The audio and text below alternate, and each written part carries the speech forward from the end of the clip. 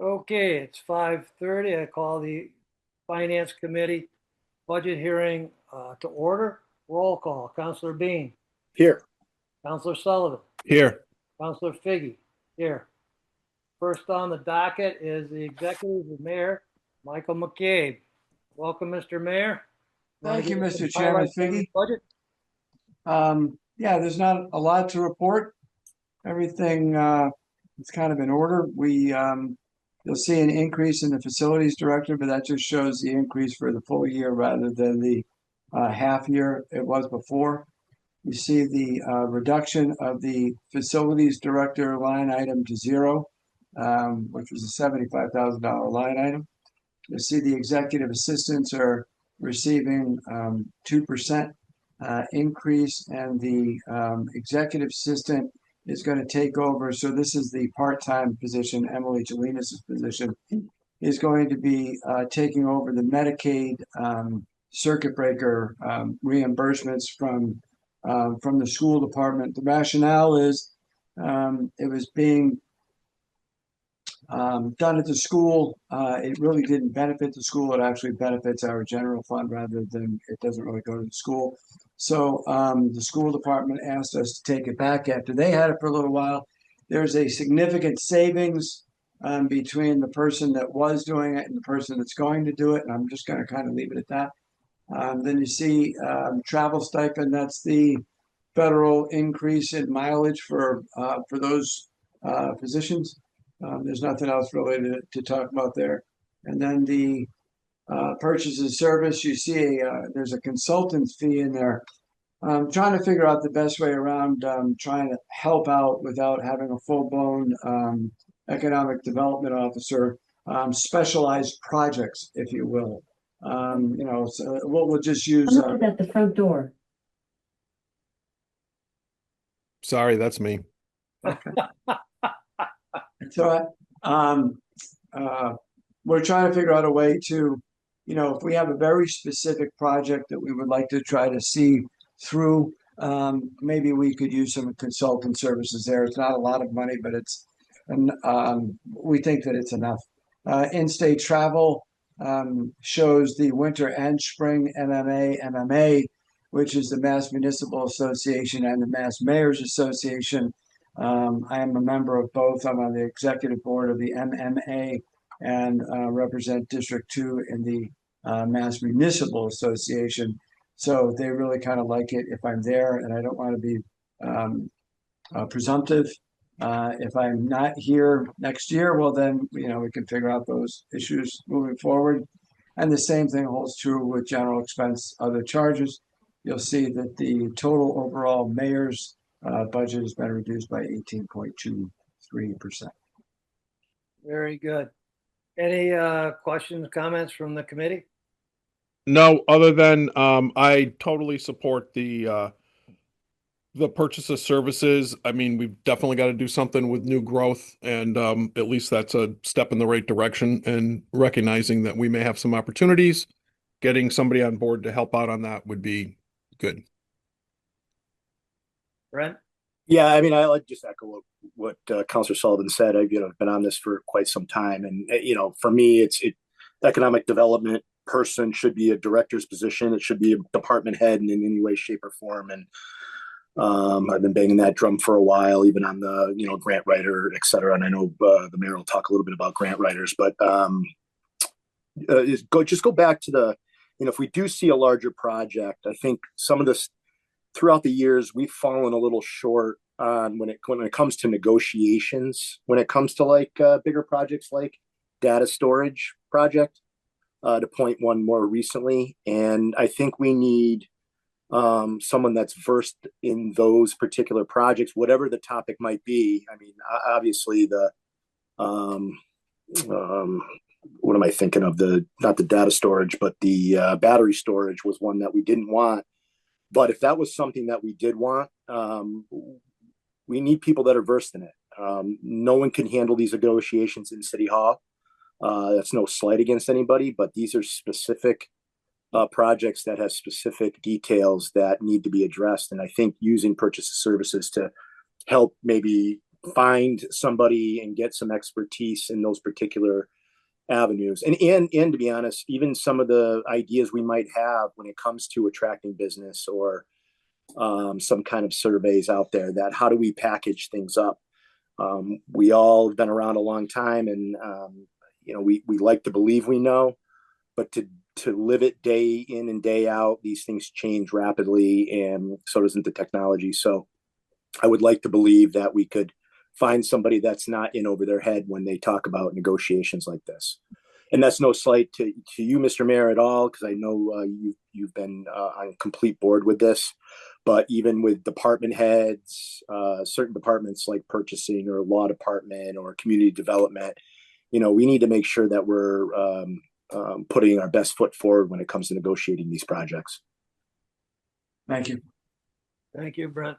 I'd like to echo my colleagues. I think the two new things in your budget, Mr. Mayor, are good. Medicaid reimbursement, that if done effectively and appropriately, can be an increase in income. The other one, the purchase of service, I couldn't agree more. I think you're shortchanging that line item. I think you're going to need more than that. At least I hope you are. But anyway, I think that's two steps in the right direction. Thank you. Anything else, gentlemen?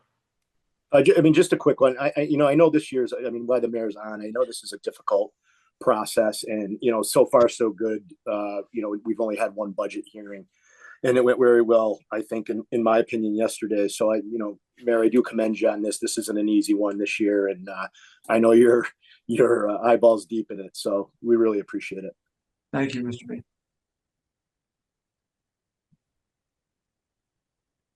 Okay, thank you very much, Mr. I think the next one up is our city auditor. Hey, Ralph, do you want to, just for the record, check is iPhone Bill Ininsky, just because we've got two other counselors on here, just for the three other, I'm sorry, Dan Alley's on as well, just Okay. for the record. Okay, Bill, is that you?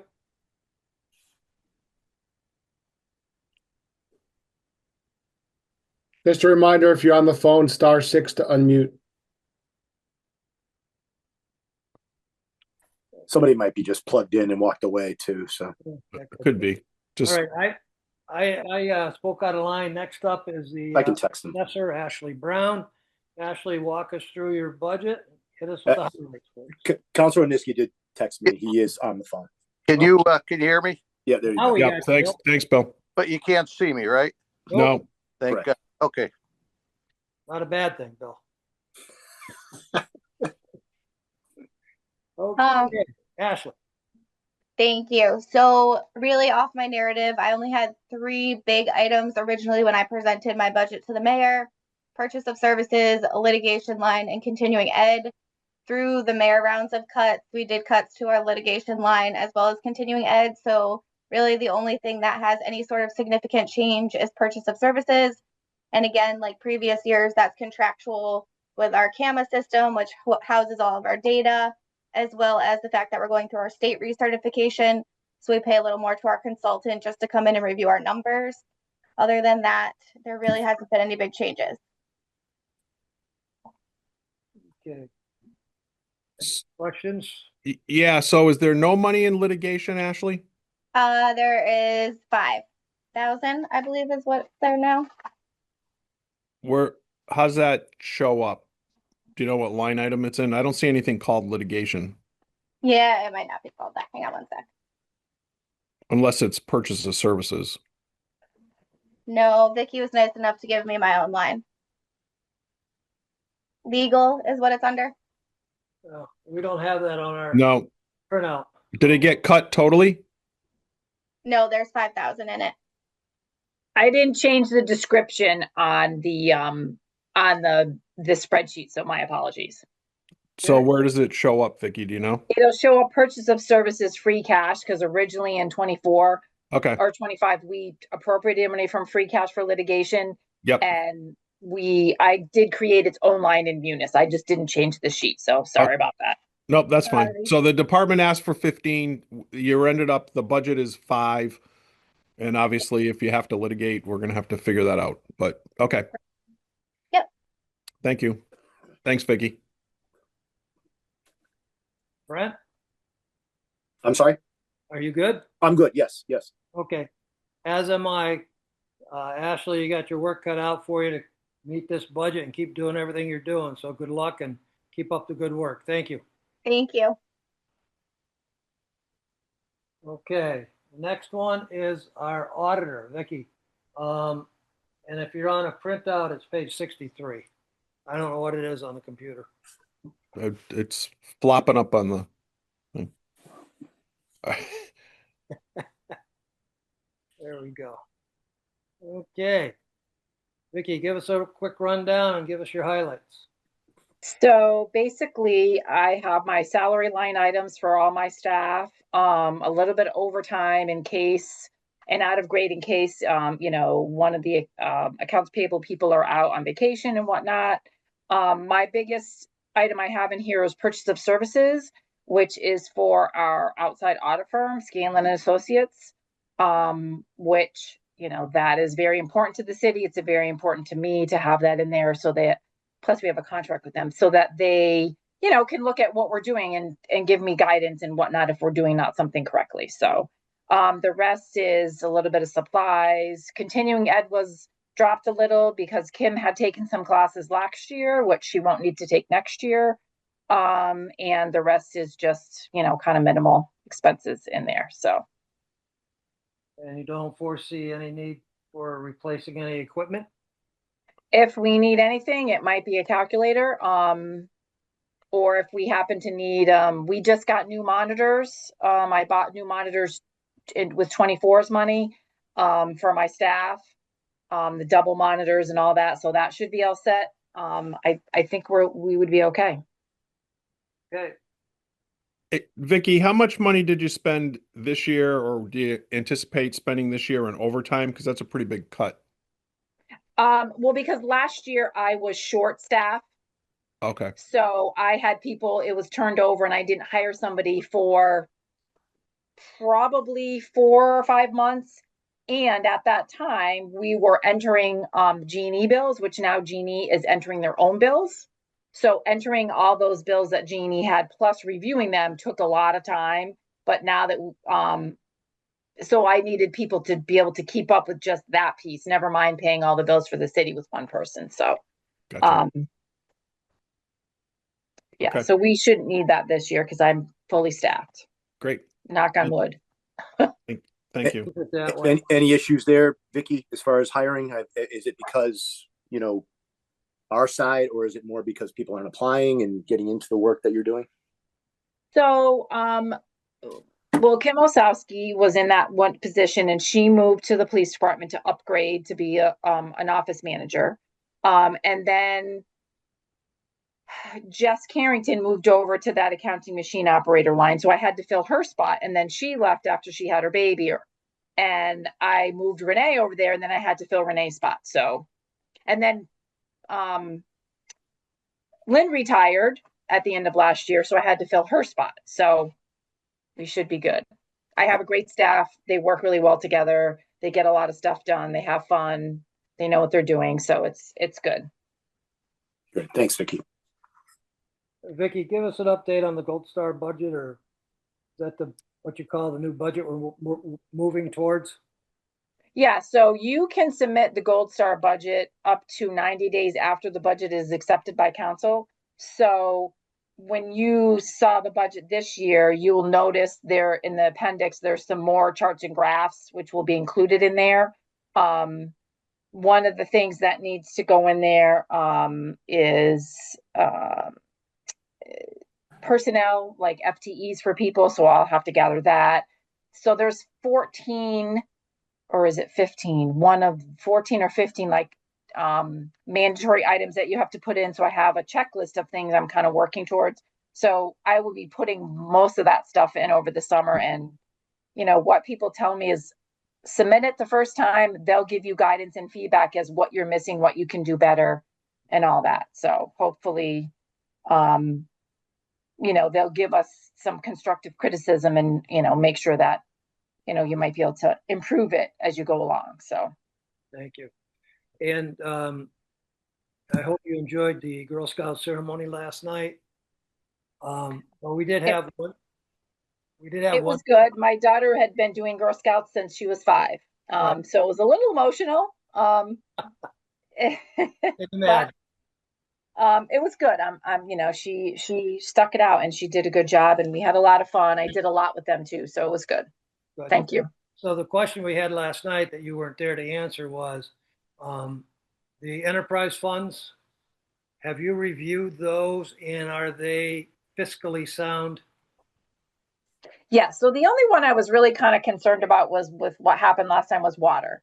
Right. And water has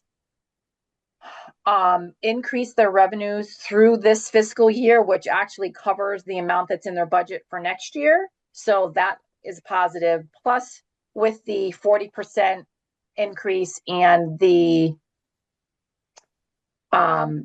consumption was up, I think 30, and the other piece were 40. I forget which was it was. Those are comfortable margins enough to, plus what we've already collected through the beginning of June, should cover what we could potentially get next year to cover their $8.175 million budget. So, Okay, thank you so much. Any other questions for our auditor? I'm all set, Ro. Counselor Sullivan? No, I got one, but I'll wait. Well, okay. Thank you. you're welcome. Very good. Next up is our collector and treasurer, but he's unable to make it tonight, so he'll be on tomorrow night. So that takes us to the law department. Attorney Reed, welcome. Hi there, how are you? We're good. How are you? Good. Okay, A little so work to do. The highlights. the highlights. So you'll see overall I'm a negative 8.2%. Worked with the mayor on a couple of things.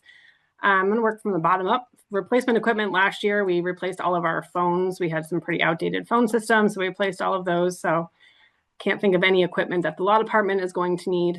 So we took that out. You'll see our general expenses, they stay the same. General expense pays for the BBO dues that are contractually reimbursed by the city. It also pays for the MCLE, which is the Massachusetts Continuing Legal Education subscription.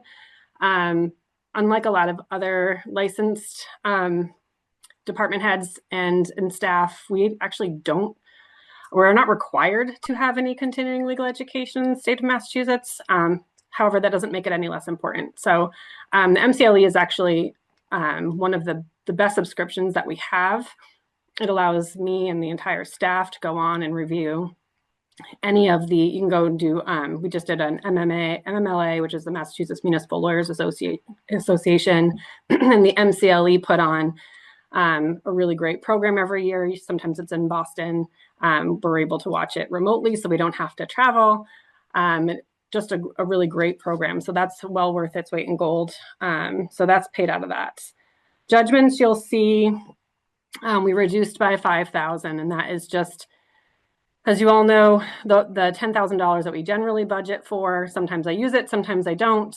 Generally, we give a little bit of it back. That covers claims such as potholes, sewer claims, any tree claims for which we had notice and they meet the statutory requirements for reimbursement. Again, those aren't anything big. If we have any big settlements, it's usually an appropriation request that comes before the city council in an executive session. So cutting that for now. Again, if there's anything big, we'll be back before you for an appropriation request.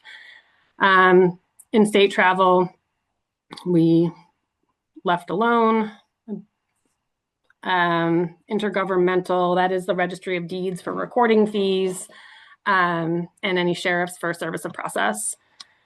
Supplies, we just really paper. And purchase of service, we talked to the mayor, talked to Vicki, and decided to reduce this to help in the budget process. Again, purchase of service is one of our biggest line items. It's the biggest line item in our expense side. That's outside counsel, mediation, if we need surveys done, all of those types of things. So again, if it's something that I can't predict when we're going to be sued, hopefully it'll be a light year. We'll keep our fingers crossed. If there is anything that we can't handle in-house, we have taken on quite a bit bit more in-house. Again, if there's anything specialized or heavy litigation, there are things that we do have to farm out. So that's what we use that money for. Moving up into my personnel line items, you'll see there's a reduction in the stipend.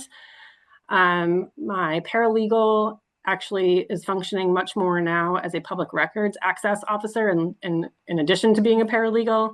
I think when she started, it was probably, when she started, we didn't have the public records access officer, but since we've had to do that, I would say her public records have increased substantially to the point where it's probably about an 80% public records position and 20% paralegal position.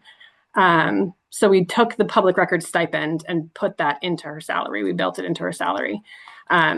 It's my personal opinion that stipends are for work that's extra, if it's part of your job description, which is now part of her job description. So we built that in. So you'll see that kind of reflected in her increase and the decrease in the stipend. The other remaining, the big one is you'll see the assistant city solicitor part-time. Did not fill that. That is a really difficult position to fill. We had 2 long-term part-time city solicitors. We had Judge O'Grady for a long time. We had John Garber for a long time. Both have retired. It is not really, doesn't really lend itself, the part-time model doesn't really lend itself to the goal that we have here of being proactive. It's really difficult to have somebody who is not here. John and Bill both did a wonderful job in the role that they had. It is not something I'm going to be able to find somebody to fill that position. So we've absorbed all of Attorney Garber's cases between myself and Attorney Bristol for the most part. And I just chose not to fill the position. So that's with the biggest decrease in the personal service, and the rest are contractual personal service agreement negotiations that there was 3 of them that were renegotiated this year. That's sort of the budget in a nutshell. Well, thank you. Any questions, Counselor Sullivan? Sure. So just on the judgments, do you know anything that's sitting out there right now? I mean, I realize $5,000 is next to nothing here, but anything outside of the potholes and the tree limbs? No, nothing that I would pay for out of that I would anticipate that I would be able to pay for out of that. Yes, there are potentially some settlements out there that again, I would have to come to council with an appropriation request. So I know council in fiscal 25 authorized some settlements, so some numbers were attached to that. I don't see where that shows up here anywhere in the budget. A lot of them are appropriation requests that actually go to the department that was sued. Not so that when we come in and ask for an appropriation request, it doesn't go into my line item. Is that my answering your question? It does, except okay. So let's just use for an example. How about if you use the planning board, or they got sued generally in the city on a land case? Yep. And if there's a settlement for appropriation request that we needed money for, and we came to you and we got an appropriation, that money would probably go into planning board line item for judgments. Okay. I don't know. So I don't think we've done those budgets yet. So okay. Right. So there's nothing right now that I anticipate that would come out of my budget. Again, if there's anything, we would be before you for an appropriation request. But this 5,000 is really the small things like potholes and trees, so that we don't have to continually come to you for the people that prove their case. Yep. Thank you. Sir Bean? No, I'm all set. This budget seems to be pretty bare bones, to be honest. So there's really not much left to even discuss. But I agree with that. Yeah. Thank you. I have a couple questions that were emailed to me from Counselor Mello. Let's go through those. How much has been spent to date on PFAS litigation? Do you have any idea on that? None. None has been spent? No. Okay. Next, is there an expected timeline for the multi-district litigation? We are in constant communication with outside counsel on that. It's not really related to my budget, but it's still ongoing litigation, so it's confidential. Okay. Still going. Is there any mandate established requiring the litigation expense to be reimbursed from any settlement received? I'm not really sure I understand the question. I think To be honest with you, or how that relates to my budget. I don't have any, if the question is if there's any item in my budget that I'm anticipating that's going to have to be paid from any, then no. Okay. The other thought might be, can we recoup our expenses through the settlement, through the litigation? That's not really a budgetary question for me. Okay. All right, fair enough. Do you know how much money was spent in settlements in the years 23, 24, and 25? Off the top of my head, no. Again, for each of those years, I was budgeted $10,000 in my judgment account. I think in 24, we still had 6,000 left at the end of the fiscal year. So I've returned some money in those. And again, any other judgments or settlements that needed an appropriation request came before you. So you got the information at the time, but I don't have a number. I would have had to look that up, and I didn't get this information in time. So apologize for that. Okay. Well, if you get some time, you could pull those numbers together. It would be appreciated. And I also think it's important to note that judgments aren't charged to the legal department, they're charged to the specific department. So you might not have all that. Yeah, oftentimes they're not paid. Again, I'll use DPW as an example. If they were sued and there was a settlement that came through, that we agreed to pay a certain amount of money, I would facilitate the appropriation request and explain the legal reasoning why we were settling to the city council so they could make an informed decision. But the actual appropriation would most likely go into a DPW judgment account and they would pay it. Oh, that wouldn't be there. Very well. Any other questions, folks? Seeing none, thank you very much. Thank you. Appreciate your time. Next on the agenda is personnel. Ms. Larkham, welcome. First on the hit parade is insurance. Let's go with the biggie first. Yeah. Hey, Sure. hey, Ralph, just so you know, you do have 7 counselors on. Just, I know they all can listen. Just, Yep. And does everybody know who D is, just for the minutes? Okay. Thanks. All right, well, thank you for bringing us something. Ms. Larkham, how are you? I'm well. How are you? Good. Break our hearts with insurance, please. Yeah. So unfortunately, the costs for this fiscal year were a lot. The costs, from what I can see, projected are going to be approximately $27.8 million, and that claims and administration fees.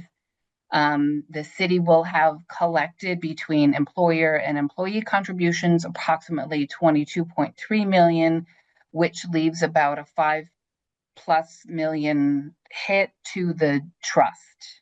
And the trustees are looking to not lose as much next year. So they, received the information from our consultants on what the increases would look like. And even with the 28% increase that was approved, it looks like it's going to be probably about a 1.5 million deficit again next fiscal year, which will again be pulled from the trust. That is assuming that claims will stay on track as they are, and then with a small increase, the consultants think approximately an 8% increase overall in medical costs. So with that increase built in, it does look as though even with that 28% increase that we included in our rates, that it's still going to be a hit to the trust again next year. Good.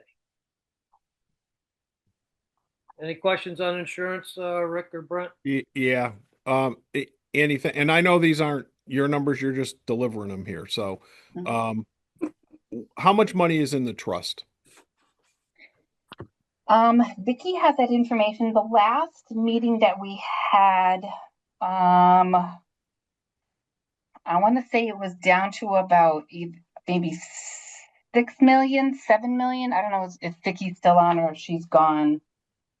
But she does give us an update every time we have a health trust meeting, and I think it's down to about maybe 7 or 6 million. So I guess where I'm coming from, I understand a million, 2 or 3 is from monies that were just from this year. So that's getting us to the 37% increase. But even a 28% increase, I mean, that's wildly more than anybody else that I can find is paying. So, and I understand, bad experience in a year can kick that number off, but I mean, this is double or triple what everybody else is seeing. I mean, I've seen 9%. I've seen some communities are maybe around 11. I mean, we're almost 3 times that. I know, and I think unfortunately part of the problem is that we haven't had increases for many years. Last year was a 7% increase. I'm trying to find my history of increases. Before that, it was 0, and before that, it was 0, and before that, it was -1, and before that, it was 1. And I mean, we have not had increases at all in a long time. And so if you actually average out over the past, I think he averaged out over the past like 7 or 8 years, our health insurance, including this 28% increase, has only increased like 9%, whereas Yep. other communities have seen 10% one year, 10% next year, and we haven't seen that. So No. we're actually, unfortunately, in a position where we're trying to play catch up. Right. And then we've also made the decision to give holidays or a holiday and a half. And, Yes. and look, I mean, I'm not going to beat this drum forever. I never did one. I think it's a bad mistake. We're clearly paying the price for that now. And this is just an enormous number.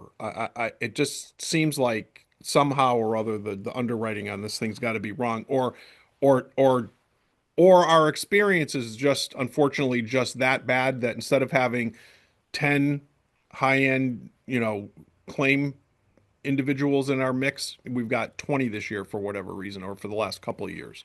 We do. We have a large number of those high claims that have come in this year. And yeah, all you need is, Yep. 5 to hit $1 million that, it's going to cost us $1 million.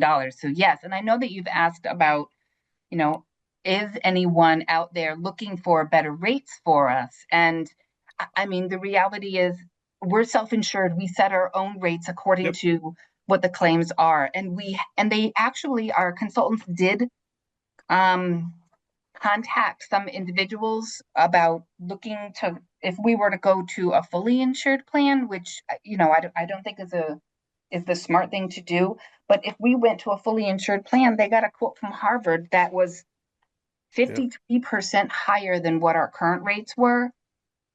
And then if we wanted to go fully insured with Blue Cross for all of our active plans, it's a 66% increase. So even with the increases that we're seeing for next year, we're still below a lot of other communities in our current rates out there. Our contribution rate is higher than most. We're still at 77, where most communities are anywhere between 75, 70, 50. So that is still high for us. And even looking at that, our rates are still a lot lower than many other communities, definitely lower than the GIC. It hurts, Sorry. but I think we're still ahead of the game. Did the consultants push back on the admin cost from Blue Cross? They do negotiate for us. Yes, usually they'll come at us, especially in terms of stop loss for some options. I don't know. I think that I saw any other options for admin fees for next year. But I know that they do negotiate it on our behalf for that. Okay. And did the cost of the reinsurance, which I used to be with General Re, I don't know if it still is, but the reinsurance, did that premium go significantly higher as well? We do see increases in that. Our current stop loss carrier is actually Blue Cross Blue Shield. Oh. And so we're at 1.2 million in our actual coverage for that, and it does see an increase each year. I think last year it was between 5 and 10%. I can't remember what it is, but it is a pretty good increase every year. And I know we don't want to get into names, but is there a number of employees that have hit that reinsurance level? Is that number increased as well? I mean, it used to be 3 to 5 Yeah. max. Yes. So this year, we're probably still right about there for those high claims that actually Mhm. hit for stop loss coverage. But the other problem is that, usually you see just kind of average cost for claims, and then you've got a group of people who are your high costs. Yep. This year, it's, I would say, easily 20 plus 25 people who are costing us over $100,000. Okay. So we're not hitting that 250 gap for the stop loss to kick in, Right. but those are high costs. Yep. So, you get a bunch of those at $100,000 and your money's gone. Yep. Okay.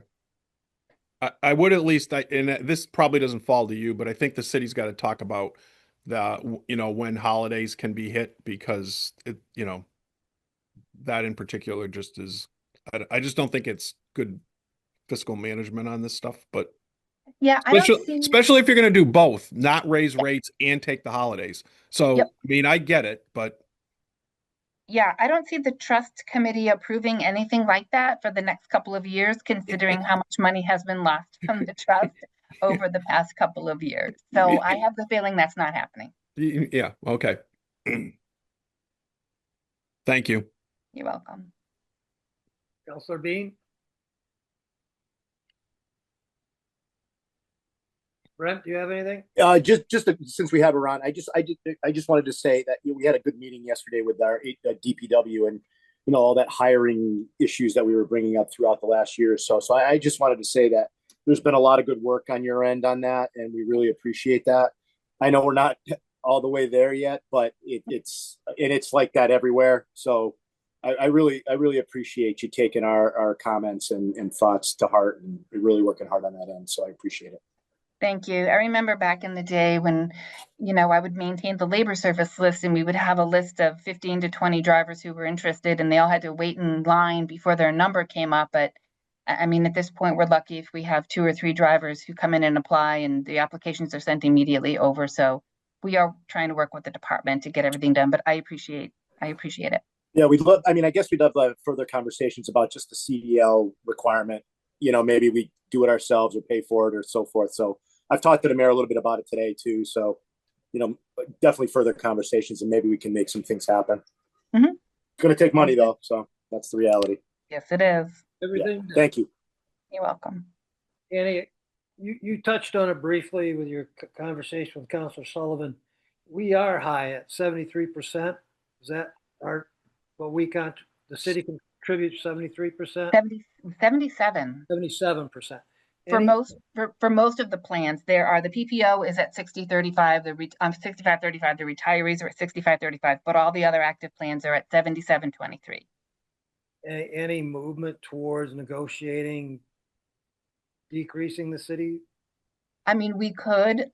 It's not the best time to do it when you're telling your employees that you're already increasing their rates by 28%. Obviously, I think the best time to have done that would have been in the past couple of years, when you were saying, we have a 0%, but because we have a 0%, we'd like to change that.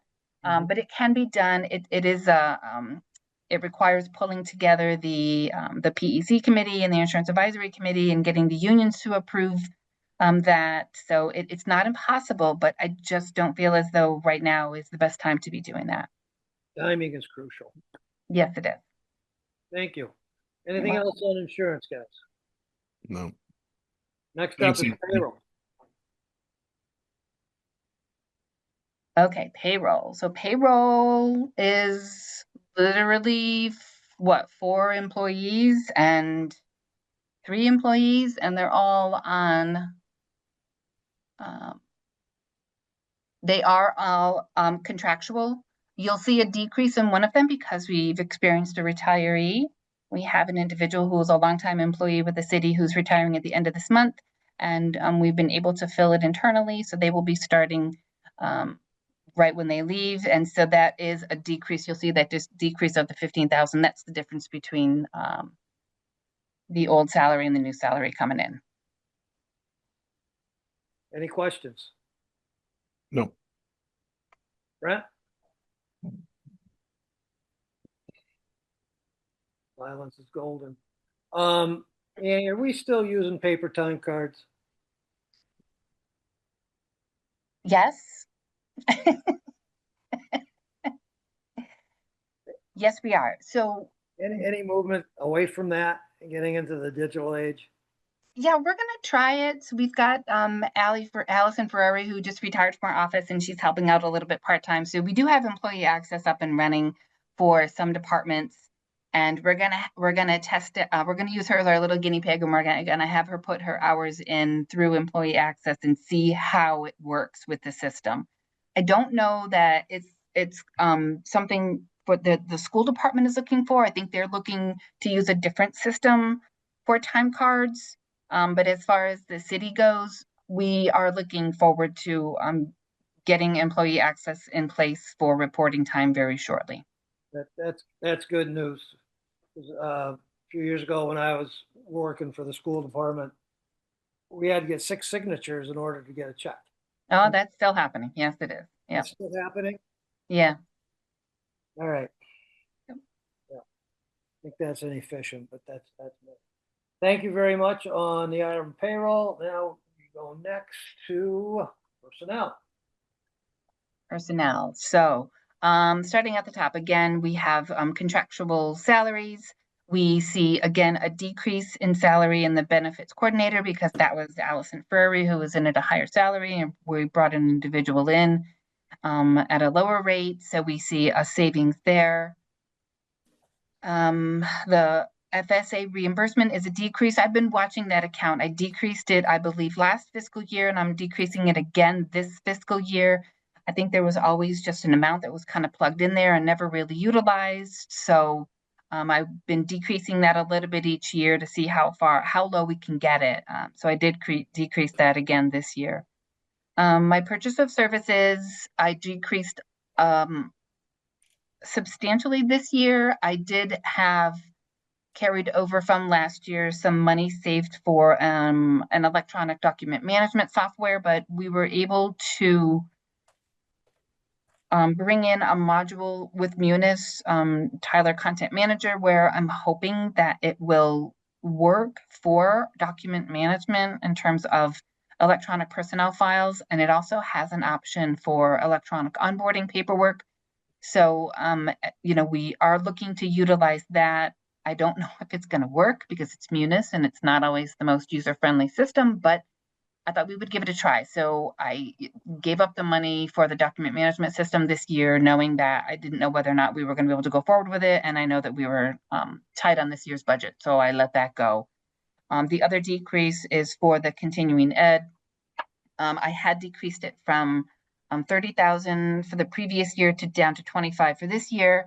And then I'm decreasing it again substantially to $5,000 because I have been able to find training for our groups here in the city at reasonable costs. I've been able to do it well within a $5,000 range. There are a lot of really good trainers out there who are pretty good, and I don't pay for training for everyone throughout the city. They don't have their own continuing ed budgets in their accounts. So mine is really for some scheduled group training. This year I was able to do some group training for the clerical staff at no cost through our EAP providers. So I think that worked out really well. So I was able to cut that line item as well. Again, if I find something that's spectacular that I think is a little bit more than what I have budgeted for, I can certainly try to find some money somewhere else for it. But at this point, I don't think I need $25,000 for group training. And that's pretty much my budget. Yep. Counselors, any questions? Rick? No, thank you for that, Annie. Appreciate it. All right. So 25 grand, would that be anything we could do for, getting licenses for DPW workers? That would have to be paid from the Yeah. DPW department. I mean, it certainly could be, removed from Yeah. mine and transferred over to there. But the continuing ed that's in my budget is, it used to be a bunch of different ways. It used to be everything would come from personnel. So every training that everyone went to, every class, every department came from my budget. And then they disseminated it out to the departments, and that's where it is now. And then at some point, they did look to do some group training through my department, but they had found a provider that was really expensive. So that's where the original 30,000 came from. Sure. Yeah. But yeah, additional training would go out. It would be budgeted directly from DPW. Is there a way just to give us an idea on, like, if we were to, put money aside for an in-house training course or even outside, on what it would cost? I know we talked about this yesterday, and it was like a couple $1,000s, I think, for a CDL license. It's not cheap, but It's not currently for a CDL license. I think it costs anywhere between $3,000 and $5,000 to the okay. individual. That's what they said last night. Yep. Okay. Yeah, for them just to go individually. Fran and I did sit in on a seminar that was put on by somebody about bringing a CDL training course in-house. I think Chicopee has done it. He said it didn't really work. They kind of collapsed it, I guess. But well, Chicopee's had some problems with their HR department, so I don't know if they just didn't have the support they needed to really, get it working and get it running. It is something that, that we've looked at. I don't know what the cost would be, though. I'm sorry. Okay. No, I appreciate that. Thank you. And what does FSA stand for? Flexible spending account. So this is, so should an individual be employed and take out their flexible spending, they get their money all in advance.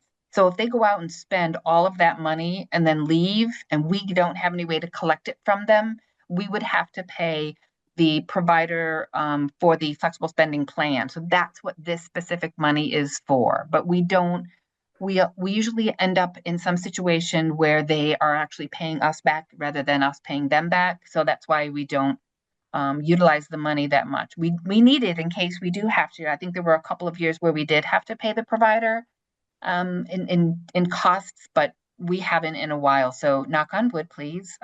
It's been pretty good. Good. Thank you for that. You're welcome. Anything else on personnel? No. Last but not least, severance.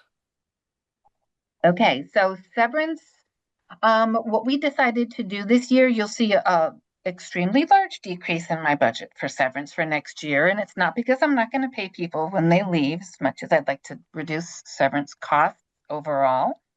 What we decided in looking at the severance budget is we budget for those who say they're intending on retiring. That doesn't mean that they're actually going to go. So we have this pool of money that's set aside for them, and then some of them don't end up retiring, so then we have extra money. So this year what we decided to do was we took most of the individuals who were anticipating to get either a second or third payment in next fiscal year, and we used the remaining money in FY25 to make those payments. So we just prepaid what we thought we would need to be paying next year with what we had left over from this year's budget.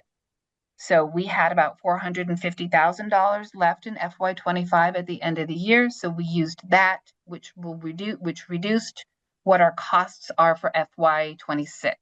So the money that you see that we're reserving for FY26 largely is for those individuals who are receiving a first payment. And so they're either anticipating that they're retiring or they've already scheduled their retirement for after July 1st. So, Annie, that would have the net effect of reducing the free cash certification for fiscal 25, correct? Yes. Okay. Yep. And so you could still have some monies left over in 26 if everybody who says they're going to go, in fact, doesn't go, so they don't get their first check. So there could be some money left out of that 501, but chances are it's going to be much smaller and you're not going to be able to pull this trick again in 27.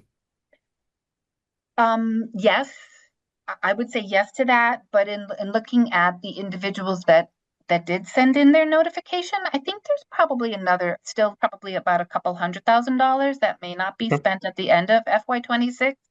So again, in conversation with the mayor, next May we'll roll around, we'll see what we have for money and see if we want to do the same thing again. Okay. All right. Appreciate that. Thank you. Thanks for being Welcome. creative. Thank you. Brent?